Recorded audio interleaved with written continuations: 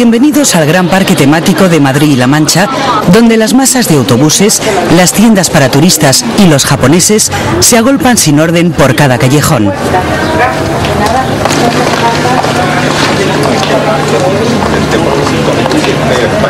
Pero no hay que confundirse. Esto es Toledo ciudad, la capital imperial de Carlos V, la de espadas, mazapanes, quijotes y leyendas bequerianas.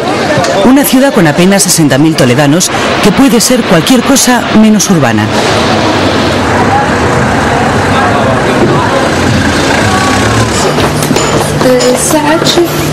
El peso de la historia es visible hasta para el turista más despistado. Y es que Toledo vive precisamente de su pasado legendario, sus monumentos imponentes y souvenirs medievales.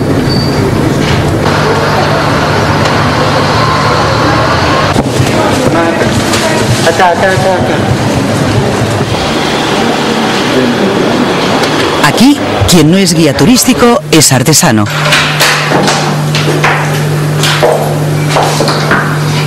Ángel Rus es de los que mantienen la tradición del damasquinado manual desde hace 40 años.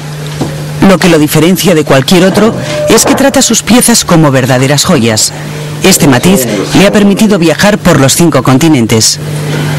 Estando en Jordania, a la reina no la arreglé un bargueño. A la reina no de Jordania, cuando estuvimos allí. Y luego allí también he estado trabajando para Washington haciendo unos escudos de allí de ellos.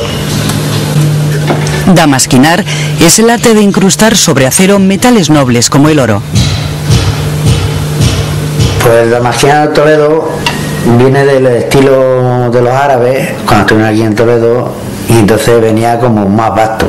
Entonces el artesano toledano ha llegado a perfeccionarlo al estilo joya. Teniendo unos 13 años, 12 y medio, entonces estuve en una iglesia de monaguillos. Entonces el sacerdote me quería meter en el seminario a estudiar. Y entonces yo empecé a hacer novillo, porque no quería ser cura. Y pasó lo siguiente, que llegó mi padre y entonces me mandó a un maestro que aprendiera el oficio sin cobrar nada. Y entonces pues estuve allí 5 o 6 años aprendiendo. Y hasta ahora pues llevaré trabajando unos 43 años, 44 en el oficio.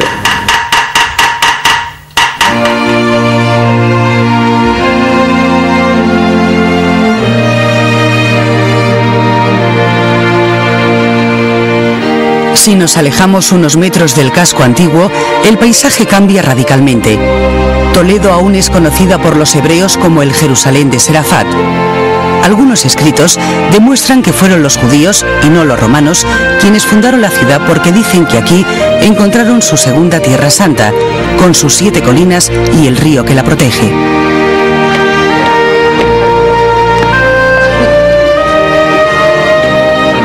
Con el esplendor imperial de Carlos V, los pintores la eligieron como modelo, los literatos como musa y los dramaturgos como escenario. Uno de sus personajes más ilustres y extravagantes fue el Greco. Sus obras se encuentran por toda la ciudad, así que antes de salir de la judería no hay que dejar de visitar el Museo del Greco dedicado a este genio de la pintura. Su estilo ha suscitado las teorías más diversas. Desde que pintaba las figuras alargadas porque tenía astigmatismo, hasta la que recoge el médico escritor Gregorio Marañón, en donde cuenta que utilizaba locos del manicomio de Toledo como modelos para esta serie dedicada a los apóstoles.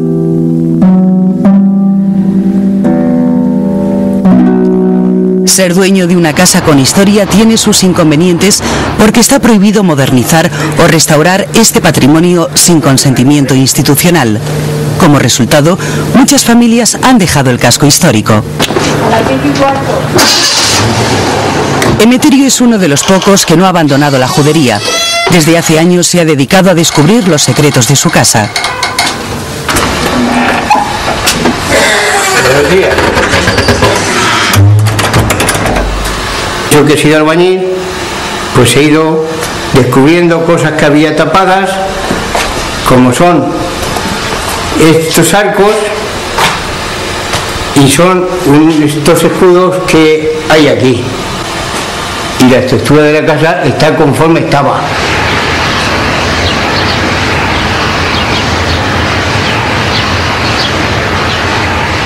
Aquí tenemos unos escudos cardenalicios que suponemos que vivió algún personaje eclesiástico en la época de los Reyes Católicos. Luego ahí hay unas fechas que son árabes. Seguramente aquí hubo de todo. En los libros históricos viene como la casa del judío. La época, no lo sé.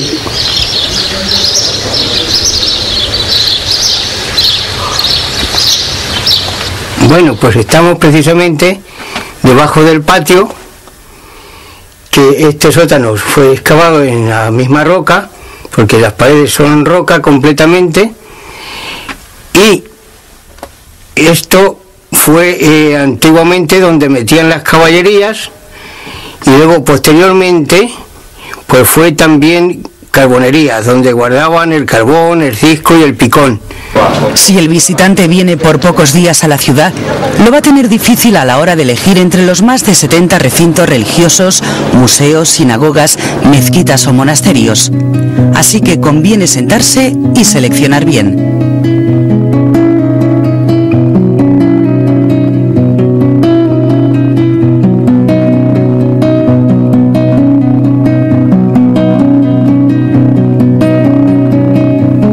El Museo de los Concilios, ubicado en la iglesia mudéjar de San Román, es uno de los mejores ejemplos del arte visigodo y una buena excusa para abandonar por un momento la maraña de callejuelas empinadas de la judería.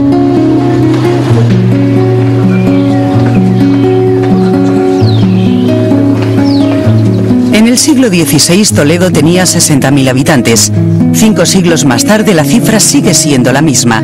La única diferencia es que 52.000 viven ahora en los barrios modernos y tan solo 8.000 continúan en el casco histórico. Mario Campos es otro de los vecinos de la parte vieja y conoce bien alguna de las leyendas de su barrio. Esta es una de las zonas más románticas por excelencia de la parte antigua de Toledo, y qué mejor parada que esta en la calle de San Ildefonso, donde se encuentra pues la casa donde residió un corto periodo de su vida pues uno de los más insignes poetas, autores de leyendas. Sobre todo nos referimos a Gustavo Adolfo Bécquer, y la llamamos la casa del laurel, por el laurel que sale incluso del patio del zaguán de entrada de su residencia. Es una zona muy romántica de Toledo, porque por esta zona no solamente Gustavo Adolfo Bécquer, Garcilaso de la Vega, etcétera, pues era donde paseaban. De hecho, casi todas, por lo menos un 60% de las leyendas bequerianas de Gustavo Adolfo Bécquer, pues tienen su localización en esta zona tan bonita y tan misteriosa de la ciudad de Toledo.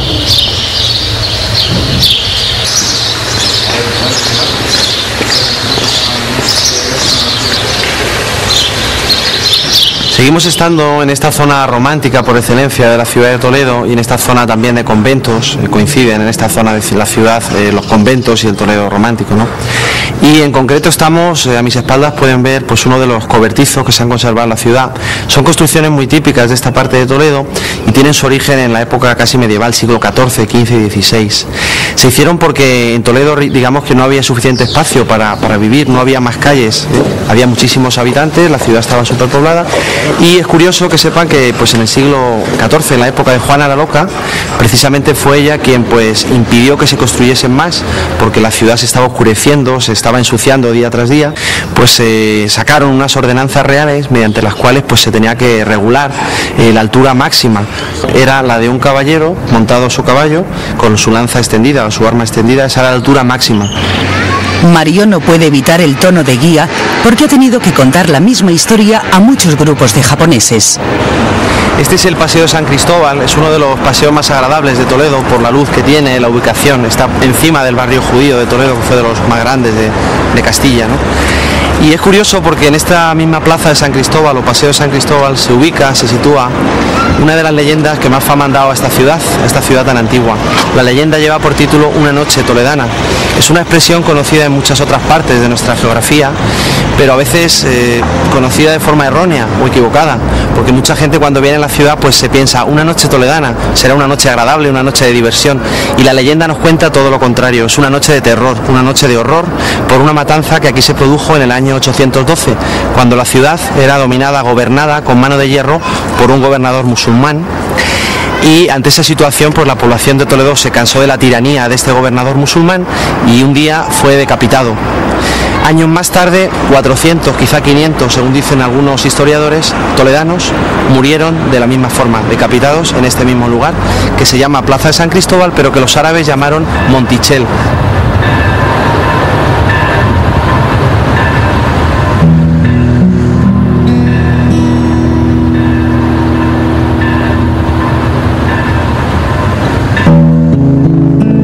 Cuando cae la noche, Toledo también duerme. Los visitantes vuelven a Madrid y solo las leyendas árabes y hebreas deciden adueñarse definitivamente del casco viejo. Siguiendo con la historia, diremos, sobre todo con la historia de tipo esotérico, nos centraremos en su catedral y principalmente en sus dos torres. Tenemos dos torres, una aguja gótica impresionante que simula un ser humano, una persona, y la otra una torre achatada, aplanada, pegada a la tierra, que simboliza otro ser humano pero distintos totalmente. Nos hablaría de un ser humano que evoluciona en lo espiritual, que sería la aguja gótica, y la otra sería un ser humano que en vez de evolucionar, involuciona.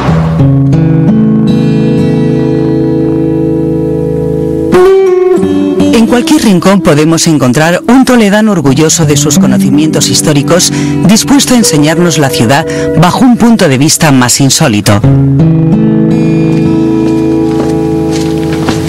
Miguel Ángel es un masajista un tanto esotérico. Alguno podría pensar que es un charlatán a la vieja usanza, pero lo cierto es que Toledo sobrevive gracias a sus guías y a sus historias paranormales. Bueno, estamos llegando hacia el punto más central de este conjunto de colina, que es donde se encuentra la estatua de Garcilaso de la Vega, y aquí se dan unas connotaciones muy interesantes a las cuales los investigadores sobre las piedras de Toledo le llaman el calvario arquitectónico.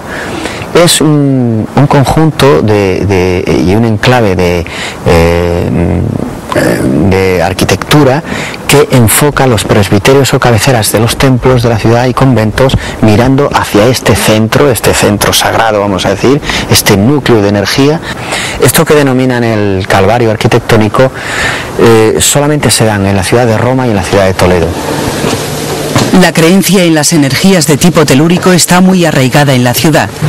No hay que olvidar que ya Felipe II y su padre Carlos V se rodeaban de un séquito de astrólogos que les informaban siempre de lo que ocurría en el terreno mágico. Bueno, estamos entrando en uno de los cobertizos más interesantes de Toledo, que es el cobertizo del Pozo Amargo, puesto que aquí vivían gente del mismo grupo gremial. En este caso eran brujas la mayoría, ¿no? Es un sitio con una fuerza telúrica impresionante y una fuerza en el ambiente bastante fuerte. Incluso aquí yo he visto pues que han ocurrido a personas cosas muy insólitas, no vamos a decir muy desagradables o no bastante desagradables, pero sí insólitas, como subírsele el pelo hacia arriba de forma repentina o empezar a sudar de repente o a llorar o cosas muy muy extrañas. Dicen que Toledo no fue fundada en el centro de la península al azar, sino por el enorme poder telúrico que le dan el río Tajo, las colinas y los vientos.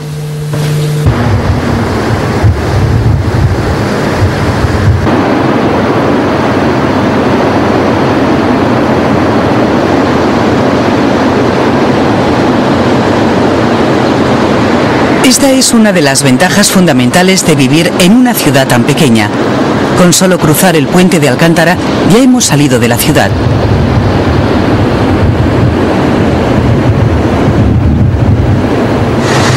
Y este es el mayor inconveniente de vivir con el peso de la historia a cuestas, en un laberinto de calles medievales, porque el tráfico se convierte en un problema aún por solucionar.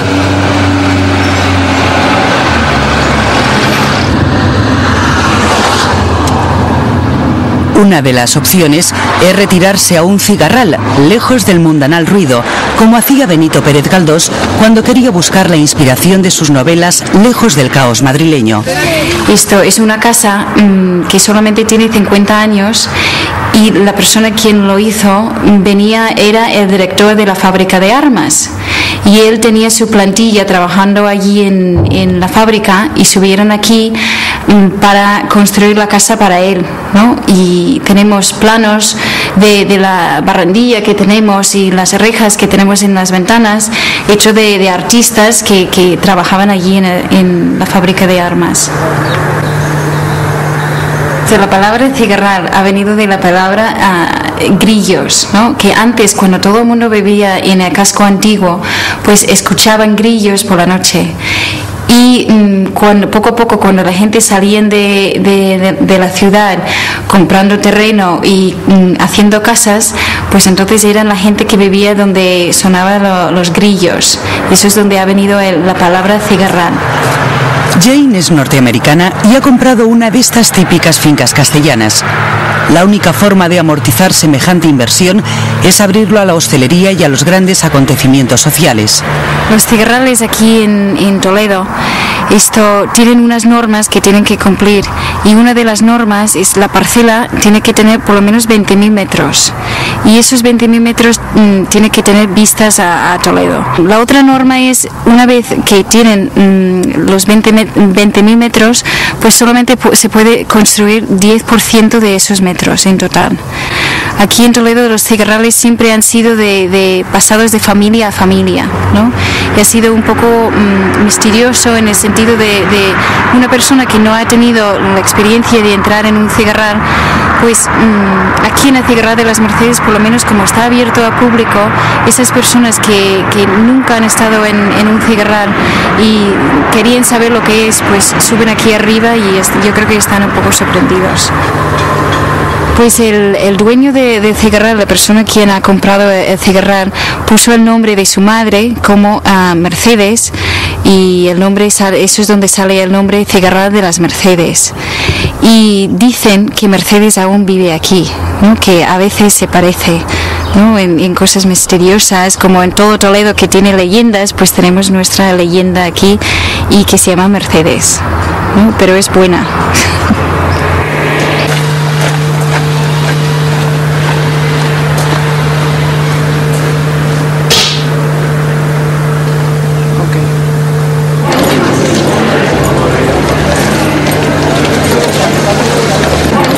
En el casco viejo es casi imposible encontrar una tienda que no sea de artesanía o gastronomía toledana para turistas.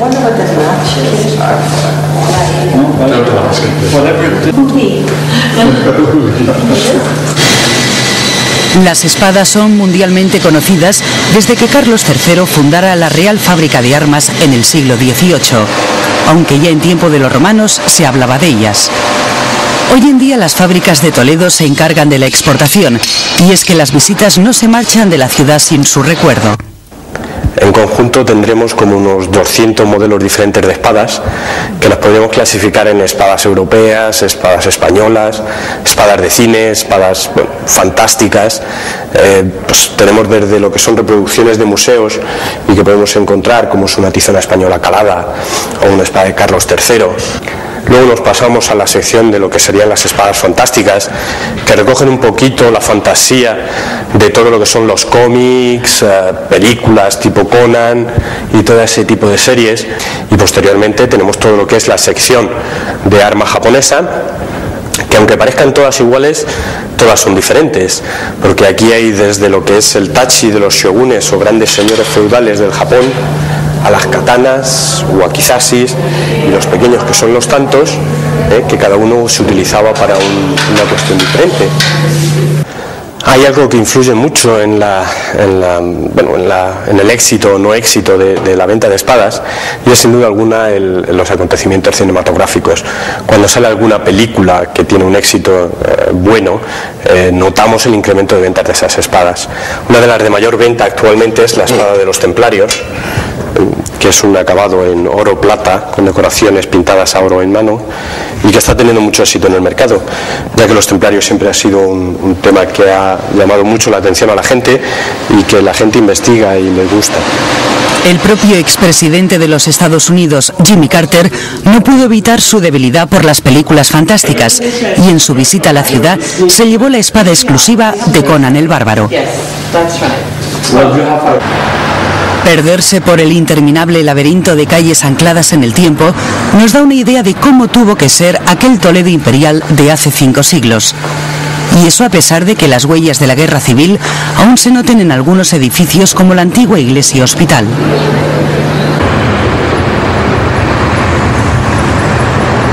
El Alcázar, que fue en tiempos el palacio de Carlos V, academia de infantería y prisión, acabó bombardeado en la guerra civil. Lo que hoy vemos es una reconstrucción fiel del antiguo. La pompa real y militar ha quedado finalmente relegada en beneficio de la causa intelectual, que la ha convertido en una de las bibliotecas más importantes del país.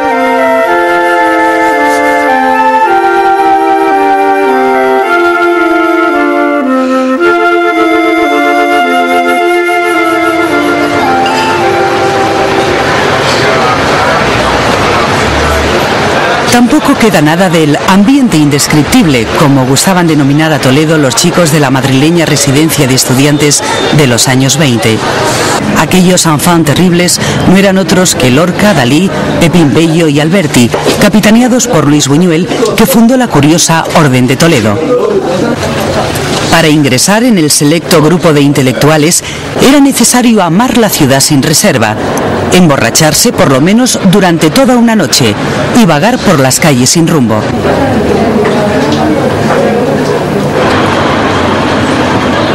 Luego dormían en la Posada de la Sangre, donde Cervantes situó la acción de la ilustre Fregona, una de sus novelas ejemplares más populares. No hace falta que el visitante malgaste su tiempo en buscar ese lugar de peregrinaje etílico porque ya no existe, aunque se sabe que se ubicaba cerca de la plaza Zocodover.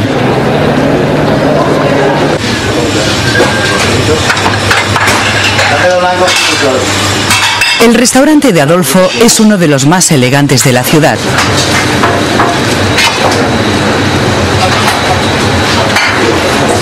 Aquí se prepara una perdiz estofada a la toledana, alabada incluso por la familia real. La trufita, la perdiz, digamos, es la reina de las aves y quizás de la caza en general en Toledo y en Castilla-La Mancha realmente.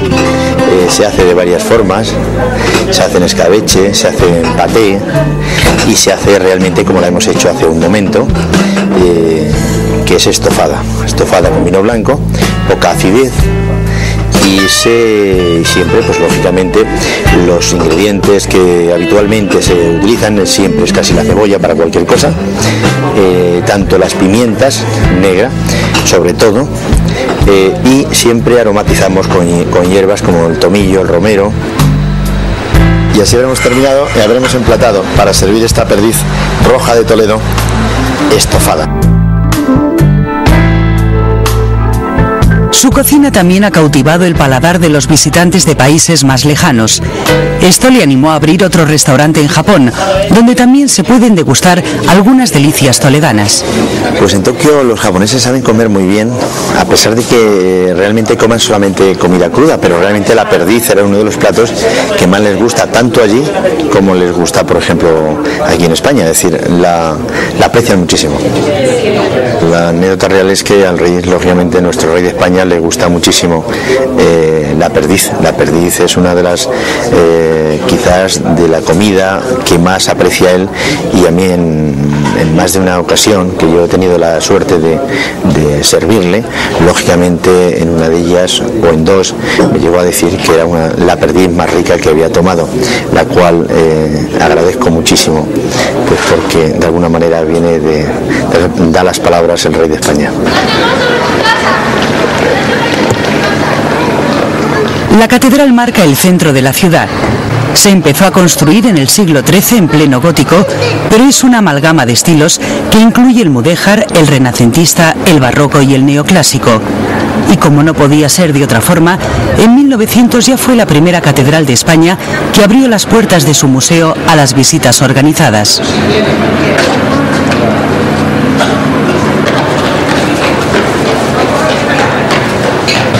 Harumi Shimono vino de turismo a España hace 20 años y terminó comprando un cigarral en las afueras de Toledo, donde vive dedicada por completo a sus plantas. Entre tanto visitante nipón, Harumi pasa como una turista más. He hecho traducciones de las películas japonesas también, bueno, para ayudar a una amiga traductora que hace subtítulos y así. Normalmente estoy en el jardín con mis plantas. ¿Qué tanto te favoreció? Y somos de Kioto, que es una ciudad muy antigua y lleva algo común y nos tranquiliza y estamos a gusto y con la gente. Tenemos muchos amigos aquí. De la tienda de 20. Yo me acuerdo cuando vinimos, cuando llegamos a Toledo, pasando por la puerta de bisagra, cuando empezábamos a subir, ¡ay! Vaya, ¿a dónde hemos llegado? Sí, era un shock tremendo, pero agradable y una sorpresa muy, muy profunda. El esplendor de antaño solo es perceptible ya a través de las piedras y el arte, en las obras de Garcilaso, Cervantes, San Juan de la Cruz, Tirso de Molina, Galdós o Bécquer.